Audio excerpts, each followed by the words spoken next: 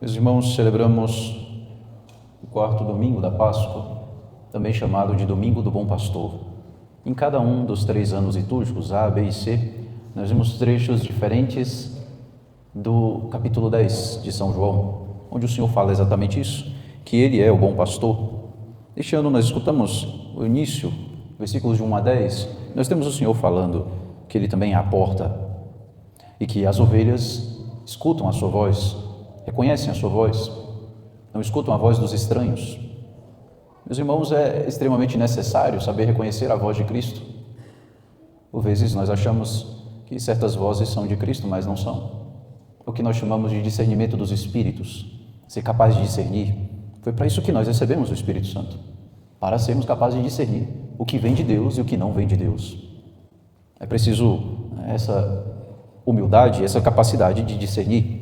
Mas o Senhor diz que Ele é o bom pastor, ou também, uma tradução mais literal, o belo pastor. É interessante que em línguas, como o grego, o bom e o belo coincidem. Segundo Santo Tomás, o belo é aquilo que agrada aos olhos, aquilo que faz com que nós percebamos o bem das coisas. Por que nos preocupamos em fazer igrejas bonitas? Não somente para o nosso conforto, não somente para agradar aos nossos olhos, mas para que, contemplando a beleza, nós cheguemos ao bem verdadeiro que é Deus. O objetivo é esse, que nós, ao contemplarmos as coisas belas, ao construirmos igrejas bonitas, através dessa beleza, nós contemplemos o verdadeiro bem que é nosso Senhor. Não adianta que nós construamos igrejas bonitas e não cheguemos ao bem verdadeiro, que é nosso Senhor. Não adianta que nós construamos uma igreja muito bonita, como aquelas belas catedrais da Europa, se nós fazemos pouco caso do Santíssimo Sacramento. É melhor a gente desmontar tudo e ir embora para casa. Não tem sentido. A beleza é para nos conduzir para o bem. Porque, como nós falamos, o bom e o belo como que coincidem. O Senhor diz que Ele é o bom pastor. Também diz que Ele é a porta. Por Ele, de fato, é que nós devemos entrar para encontrar a salvação. Somente Ele é o Salvador. O Senhor também nos diz nesse Evangelho que todos aqueles que vieram antes dele são ladrões e assaltantes. O que significa isso? Todo aquele que tenta passar à frente de Jesus se torna pedra de tropeço para os outros. É o que o Senhor disse para São Pedro. Quando São Pedro tentou repreender Jesus porque ele tinha dito que iria morrer na cruz, porque São Pedro disse que isso não te aconteça, que Deus não permita que isso te aconteça. Qual é a resposta de Nosso Senhor para São Pedro? Vai para trás de mim, Satanás. Tu és para mim pedra de tropeço. Todo aquele que tenta passar à frente do Cristo se torna ladrão e assaltante. Por isso, todo pregador, sacerdote, bispo, pode ser o que for, quando ele tenta passar à frente do Cristo, quando o seu ensinamento, a sua pregação está para algo além do que o Cristo disse, o que Nosso Senhor ensinou, ele é ladrão e assaltante, pedra de tropeço para os outros. Que as ovelhas não escutem a voz de ladrões e assaltantes, mas reconheçam na voz dos sacerdotes a voz do bom pastor. Assim o Senhor disse que as ovelhas não os escutaram. Eu sou a porta, quem entrar por mim será salvo. Entrará e sairá e encontrará pastagem. O ladrão só vem para roubar, matar e destruir. Esse roubar, matar e destruir envolve a vida espiritual das ovelhas. O ladrão vem para se aproveitar das ovelhas, enquanto o bom pastor vem para dar a vida pelas ovelhas.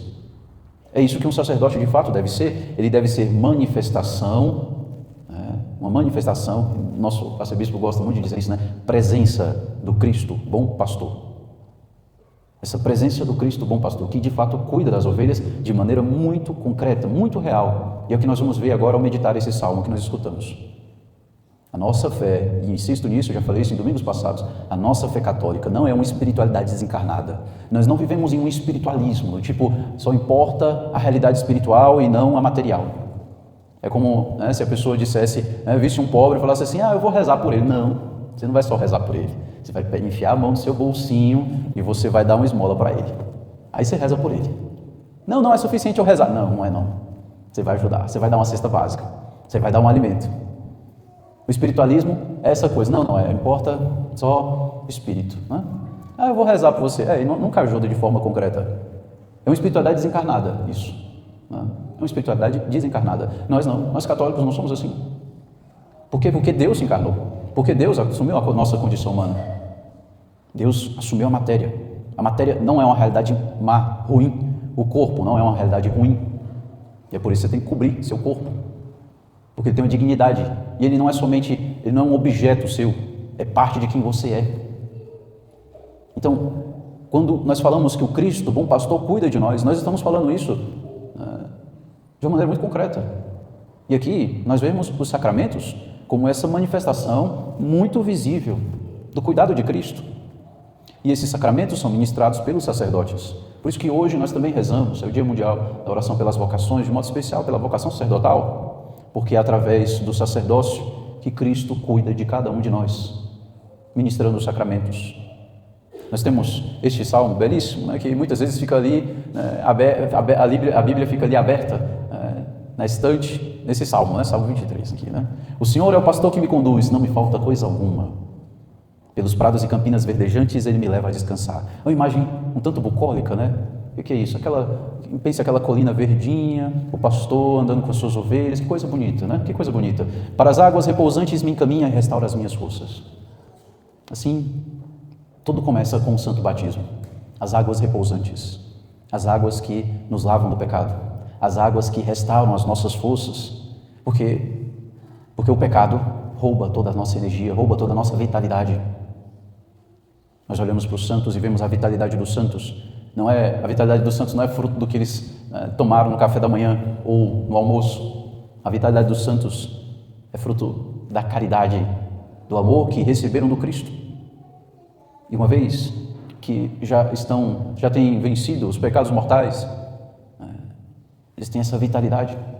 Deus é vigoroso, Deus é vigoroso como uma criança. Eu penso que a melhor comparação que nós podemos ter, podemos fazer para falarmos do vigor de Deus, da vitalidade de Deus, é exatamente de uma criança, né?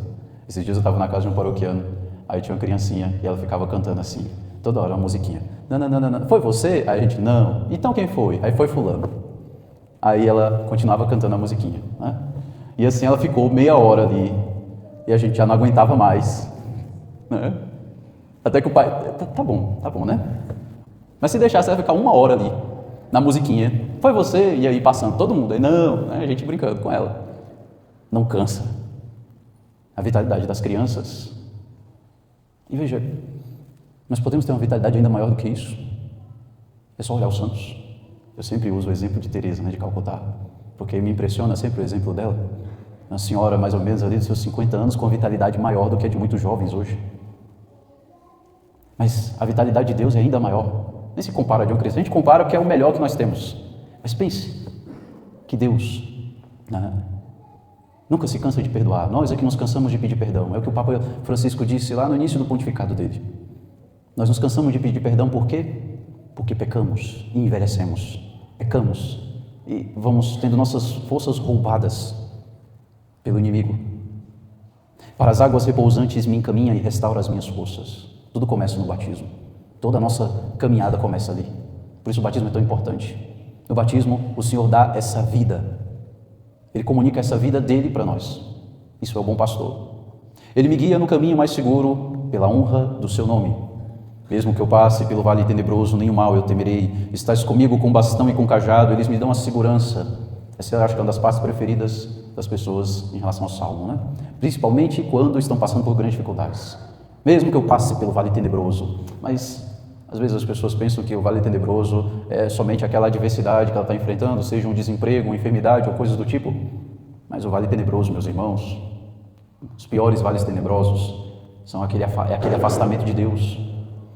A assídia, por exemplo, essa preguiça misturada com tristeza em relação às coisas de Deus. É quando a pessoa que antes rezava muito, agora mal consegue rezar um terço. Isso é um vale tenebroso. Isso é um vale tenebroso. Um vale ainda mais tenebroso é quando a pessoa cai em pecado mortal.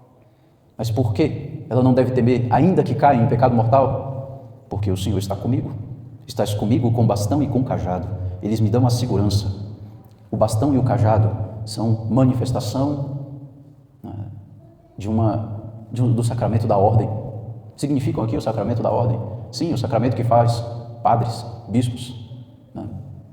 Porque através do sacramento da ordem, o Senhor vai dando segurança, vai conduzindo as suas ovelhas, através dos padres, dos bispos, nossos pastores.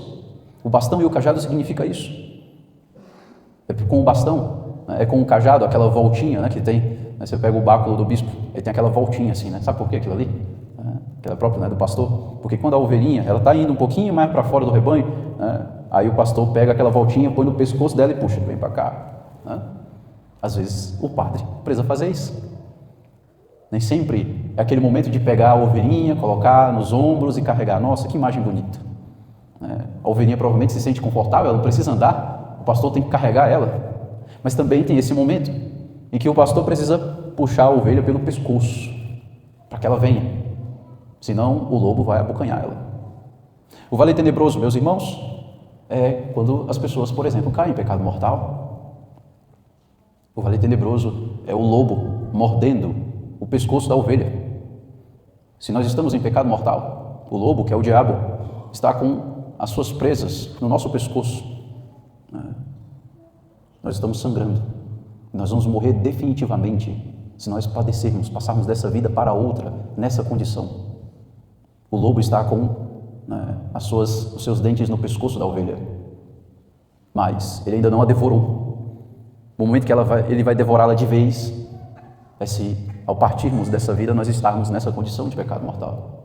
Mas veja que basta um único arrependimento verdadeiro, uma contrição verdadeira, no sacramento da confissão, e o Senhor nos livra da boca do lobo. Estás comigo com bastão e com cajado, eles me dão a segurança, porque com o bastão e o cajado o pastor afasta o lobo. Com o sacramento da confissão, o sacerdote derrama sobre o penitente o preciosíssimo sangue do Senhor, que não só o lava do pecado, mas cura as feridas dos dentes do lobo.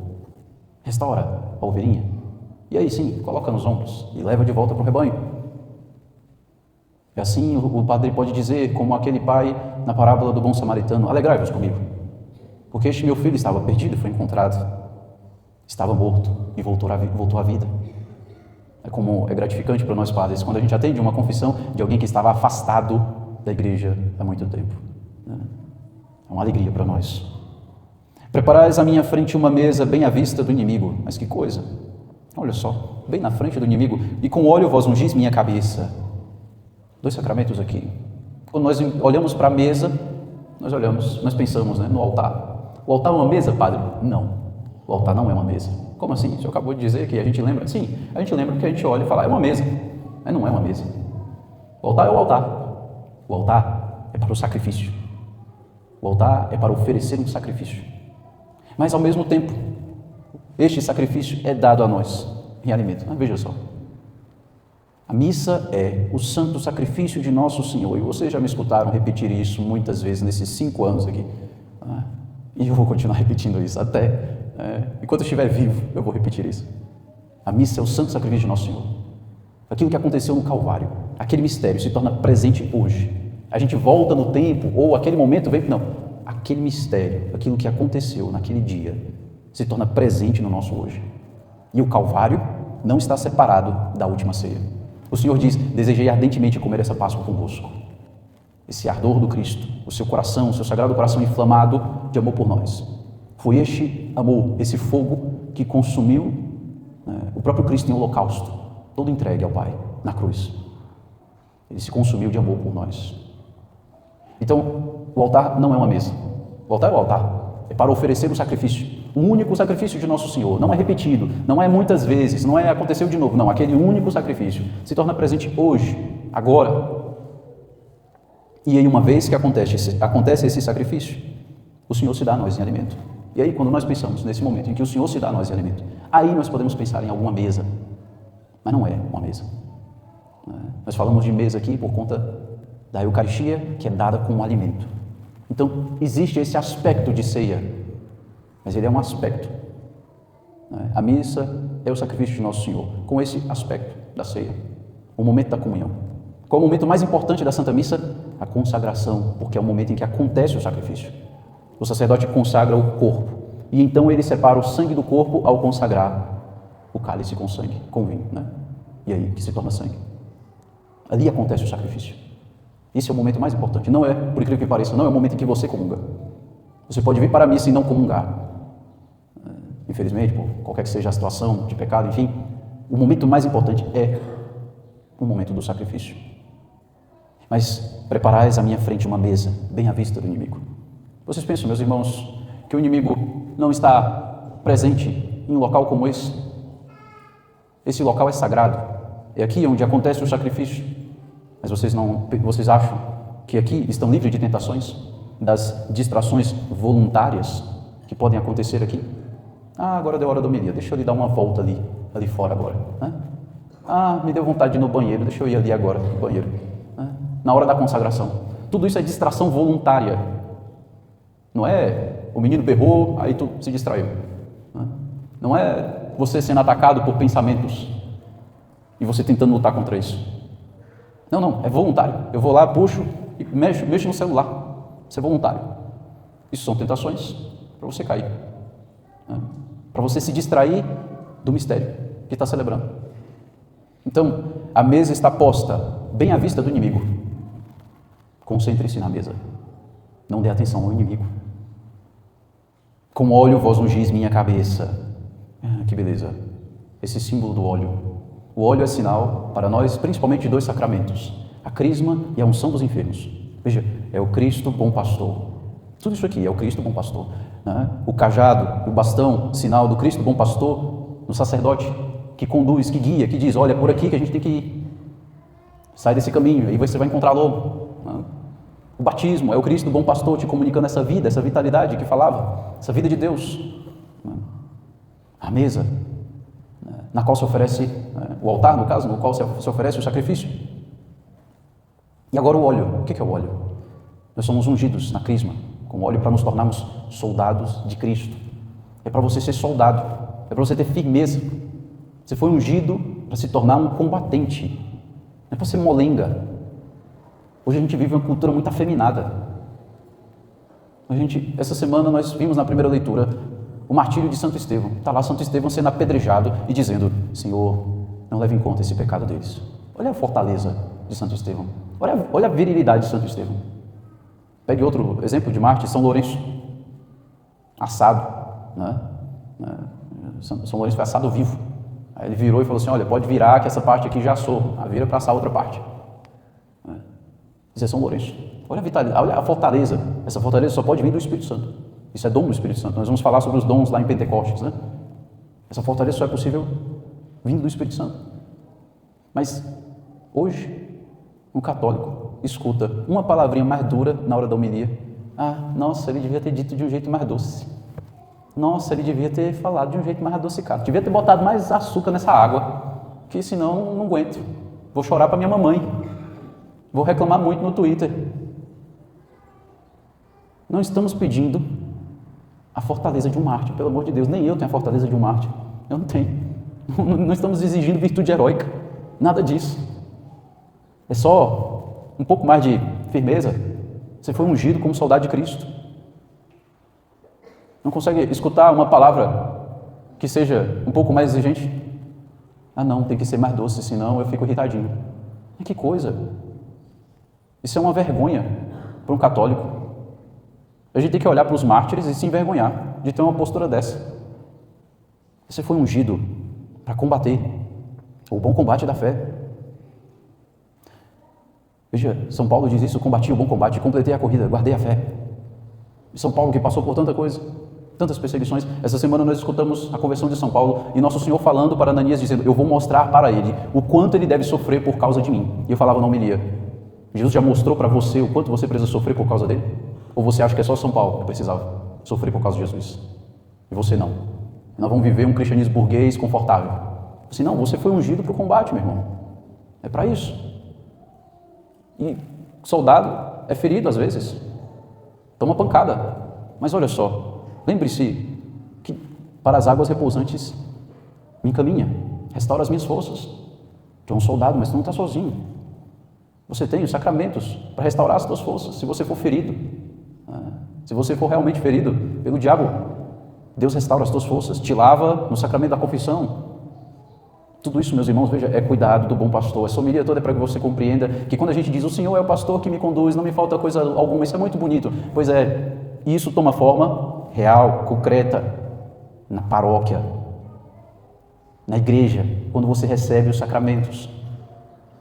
Aquele padre que está ali para te dar o sacramento, por exemplo, da unção dos enfermos, que o óleo também vem também o óleo também é sinal da unção. Aquele padre que está ali, ele não te conheceria, ele nunca ia nem saber da sua vida, se ele não fosse padre, provavelmente.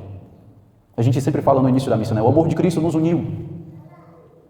Porque se não fosse o amor de Cristo, eu nem era padre, e vocês não iam nem saber da minha vida, sei lá. Né?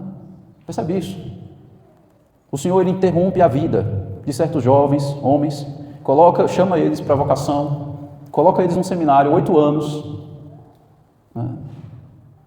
E aqui eu estou dizendo isso não pela vaidade nossa, eu estou dizendo isso para que você entenda o trabalho que Deus tem, né, com nós padres, para que a gente esteja ali, naquele momento em que você está enfermo e vem te ungir. E se não fosse o Cristo tivesse me chamado, eu nem ia saber da sua vida, eu provavelmente não ia nem te conhecer.